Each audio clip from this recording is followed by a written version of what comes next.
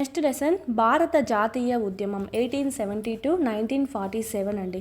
మునుపటి అధ్యాయంలో మనం ఏమేమి చూసుకున్నాము, బ్రిటిష్ వారి సామ్రాజ్య విస్తరణ ఎలా జరిగింది, రాజ్యాలను ఎలా వాళ్ళ దాంట్లో విలీనం చేసుకున్నారు, నూతన చట్టాలు ఏంటివి, పరిపాలనా వ్యవస్థలు ఏమేమి వాళ్ళు తీసుకొచ్చారు, ఓకే, రైతులు గిరిజన జీవితంలో ఏం మార్పులు వచ్చాయి వీళ్ళ వల్ల, ఓకే, 19వ శతాబ్దంలో విద్యారంగంలో ఏ మార్పులు వచ్చాయి, మహిళల యొక్క స్థితిగతులపైన ఏ విధంగా వచ్చింది, కుల వ్యవస్థ మీద వీళ్ళ యొక్క ప్రభావం ఎలా ఉంది, సామాజిక మత సంస్కరణలు ఏమొచ్చాయి, 1857 తిరుగుబాటు చూసుకున్నాం, దాని యొక్క పరిణామాలు చూసుకున్నాం, చేనేత వృత్తులు ఎలా క్షీణించాయి, పరిశ్రమలు ఇనుము శుద్ధి కర్మాగారాలు ఇవన్నీ ఎలా పరిశ్రమలు వృద్ధి చెందాయి అనేటన్నీ చూసుకున్నామండి.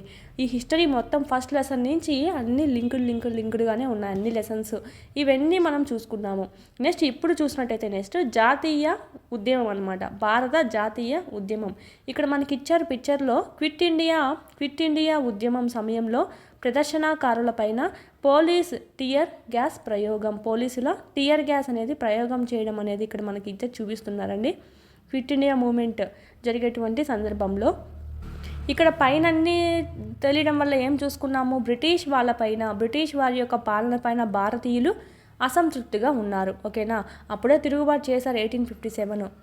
ఇక్కడ ఇంకా మనం పెద్ద ఎత్తులో చేయడం జరిగింది. అదే మనకు జాతీయ ఉద్యమం అని చెప్తాం. జాతీయవాదం యొక్క ఆవిర్భావం పైన పేర్కొన్నటువంటి పరిణామాలన్నీ ప్రజలను ఒక కీలకమైన ప్రశ్నకు సంధించడానికి పురికొల్పాయి. భారతదేశం అంటే ఏమిటి, ఎవరి కోసం ఉద్దేశించబడింది, కుల మత వర్గ వర్ణ భాషా భేదాలు లేకుండా భారతీయ ప్రజలందరూ కలిసి భారతదేశాన్ని క్రమంగా వారికి అంటే ఇవన్నీ కుల మతాలు ఇవేమి మనకు డిఫరెన్స్ లేకుండా అందరం కలిసి ఉండడాన్ని భారతదేశము అని చెప్పి క్రమంగా వాళ్ళకి అర్థం అవడం అనేది జరిగింది.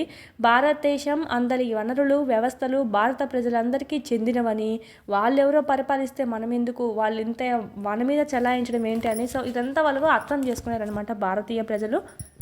ఇప్పుడు వాళ్ళ నియంత్రణలో, మనం బ్రిటిష్ వారి నియంత్రణలో ఉన్నాము. సో అది అసలు వాళ్ళకు చెందకూడదు అసలు నియంత్రణ కూడా. భారతదేశం భారతీయ ప్రజలకే ఈ బ్రిటిష్ వారి నియంత్రణ ఎప్పుడైతే తగ్గుతుందో, ఎప్పుడైతే ముగుస్తుందో అప్పుడు భారతదేశం అనేది భారతీయులకు చెందుతుంది అని చెప్పి భారతీయులు భావించారండి.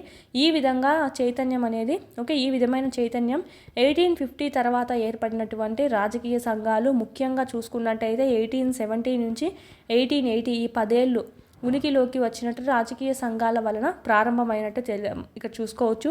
ఈ సంఘాలు చాలా వరకు ఆంగ్ల విద్యను అభ్యసించిన ముఖ్యంగా న్యాయవాదులు వంటి వృత్తి నిపుణుల న్యాయకత్వంలో నడపడం అనేది జరిగిందండి. వీటిలో పూనా సార్వజనిక సభ, ఇండియన్ అసోసియేషన్, మెడ్రాస్ మహాసభ, బాంబే ప్రెసిడెన్సీ అసోసియేషన్, భారత జాతీయ కాంగ్రెస్ ఇలాంటివన్నీ చాలా ముఖ్యమైనవిగా చెప్పచ్చు. వీటి నాయకత్వంలో ఇవన్నీ మనకు జరగడం అనేది జరిగింది. అంటే ఈ మెయింటైన్ చేస్తూ ఉన్నాయన్నమాట. పూనా సార్వజనిక సభ పేరును ఒకసారి గమనించండి. సార్వజనిక్ అంటే ఏమిటంటే ప్రజలందరికీ చెందినది అని చెప్పి అర్థం అనమాట. సార్వజనిక్ అంటే ఏంటి, ప్రజలందరికీ చెందినది. ఇంపార్టెంట్ మీనింగ్ అడుగుతారనమాట, చూసుకోవాలి ఇది. ఈ సంఘాలు చాలా వరకు దేశంలో కొన్ని నిర్దిష్ట ప్రాంతాల నుంచి పనిచేసినప్పటికీ అవి ఒక ప్రాంతానికో వర్గానికో పరిమితం కాకుండా భారత ప్రజలందరి లక్ష్యాలే తమ లక్ష్యాలుగా పేర్కొన్నారనమాట.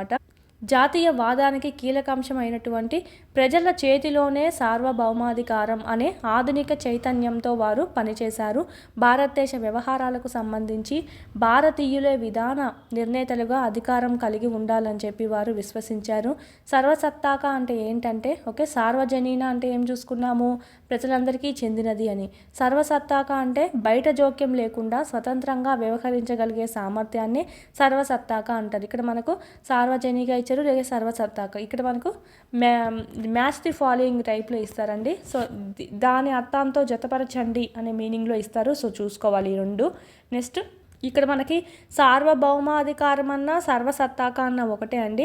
సవేరియన్ అంటాము. అంటే ఏమని అర్థము, భారత వ్యవహారాలకు సంబంధించి భారతీయులు మాత్రమే తీసుకోవాలి ఏమైనా నిర్ణయాలు, బయటోళ్ళు కాదు. ఇక్కడ కూడా అదే, బయట జోక్యం లేకుండా స్వతంత్రంగా వ్యవహరించగలిగే సామర్థ్యాన్ని మనం సర్వసత్తాక అంటాం. సార్వభౌమన్న సర్వసత్తాక అన్న ఒకటే. 1870 నుంచి 1880లలో బ్రిటిష్ పాలన పట్ల భారతీయులలో అసంతృప్తి మరింత తీవ్రమైందనమాట. 1878లో ఏంటంటే ఆయుధాల చట్టం అనేది ఆమోదించింది 1878. భారతీయులు ఆయుధాలు కలిగి ఉండడాన్ని నిషేధించింది అనమాట. ఆయుధాలు అనేటివి భారతీయులకి ఇవ్వరాదు అని చెప్పింది. అదే ఏడాది ప్రాంతీయ భాషా పత్రికల చట్టం వీటికి సంబంధించినటువంటి ఫుల్ క్లాసెస్ అన్నీ మీకు యాప్లో అందుబాటులో ఉన్నాయి. 3rd నుంచి 10th వరకు లెసన్ వైజ్ వీడియోస్ ప్లస్ పీడిఎఫ్స్తో సహా మీకు 500 రూపీస్కే మీరు ఇక్కడ పర్చేస్ అనేది చేసుకోవచ్చు. 3, 4, 5 ఈవీఎస్ అంతా మనకు యూట్యూబ్లో ఉండేది ఓల్డ్ కాబట్టి ఓల్డ్ డిస్ట్రిక్ట్స్ ప్రకారం ఉంది. సో ఇక్కడ మనకు న్యూ సిలబస్ న్యూ డిస్ట్రిక్ట్స్ ప్రకారం మీకు ఇక్కడ అప్డేట్ చేయడం జరిగింది. అదేవిధంగా 7th తెలుగు సంబంధించి మొత్తం కంప్లీట్ అయింది. 8th సంబంధించి కూడా మీకు యాప్లో అందుబాటులో ఉంది. 8th జాగ్రఫీ సంబంధించి, అదేవిధంగా మ్యాథమెటిక్స్ సంబంధించి అయితే మోస్ట్ ఇంపార్టెంట్ 9th మ్యాథ్స్కి సంబంధించి కూడా మీకు ఇక్కడ ఆల్ క్లాసెస్ అన్నీ సెమ్ 1 సెమ్ 2 కూడా మీకు అప్లోడ్ చేయడం అనేది జరిగింది. ఈ విధంగా 3rd నుంచి 10th వరకు 3rd to 8th మొత్తం ఉంటాయి. 9th 10th లింక్డ్ టాపిక్స్ అనేటివి మీకు అప్లోడ్ చేయడం జరిగింది. చూడండి, చాలా యూస్ఫుల్ అవుతుంది. పీడిఎఫ్స్ అనేటివి కూడా ఇక్కడ మీరు డౌన్లోడ్ చేసుకోవచ్చు. కంటెంట్ పీడిఎఫ్స్ మీరు మళ్ళీ టెక్స్ట్ బుక్ చదవాల్సిన అవసరం లేకుండా ఇక్కడే మీకు పీడిఎఫ్స్ కూడా డౌన్లోడ్ చేసుకుంటే మళ్ళీ టెక్స్ట్ బుక్ చదవాల్సిన అవసరం లేకుండా ఆడే మీకు క్విక్ రివిజన్ అనేది అయిపోతుంది.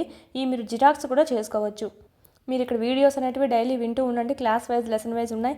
అదేవిధంగా class wise lesson wise exams కూడా ఉన్నాయన్నమాట. ఆల్ సబ్జెక్ట్స్ సంబంధించి ఇక్కడ కూడా మీకు క్లాస్ వైజ్ లెసన్ వైజ్ ఉంటాయి. సో వీడియోస్ వినడము, ఇక్కడికొచ్చి ఎగ్జామ్స్ రాసుకోవడం కానీ చేసినట్టయితే ఈజీగా మీరు స్కోర్ అనేది 120 పైన అనేది చెయ్యొచ్చు. 3rd to 8th సంబంధించి లెసన్ వైజ్ ఉంటాయి. 9th 10th ఓకే, సైకాలజీ, విద్యా దృక్పథాలు, మెథడాలజీ, జీకే, కరెంట్ అఫైర్స్, ఈ విధంగా ఆల్ సబ్జెక్ట్స్ అనేటివి లెసన్ వైజ్ టెస్టులు కూడా మీకు అందుబాటులో ఉన్నాయి 499 కోర్స్లో.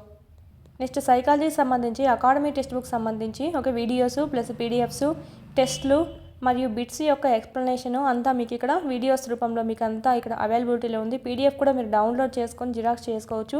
బుక్ దొరకపోయినా పర్లేదు, ఈ పీడిఎఫ్ అనేది మీకు డౌన్లోడ్ చేసుకొని జిరాక్స్ చేయించుకుని అది చదువుకున్నా కూడా మీకు సరిపోతుందండి. Same book. దీని నుంచే మనకు టెట్లో సంబంధించి అయితే 25+ బిట్స్ అనేటివి వచ్చాయన్నమాట అవుట్ ఆఫ్ 30 ఎవ్రీ సెషన్లో.